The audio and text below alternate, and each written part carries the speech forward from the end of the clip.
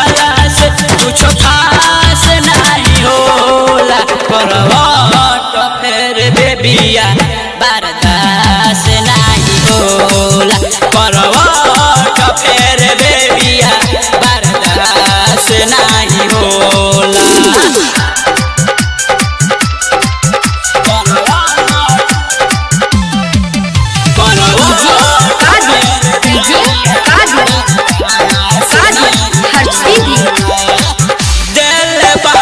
जहिया से हो रानी तहिया से बढ़ल हमार दिल के धड़कन बा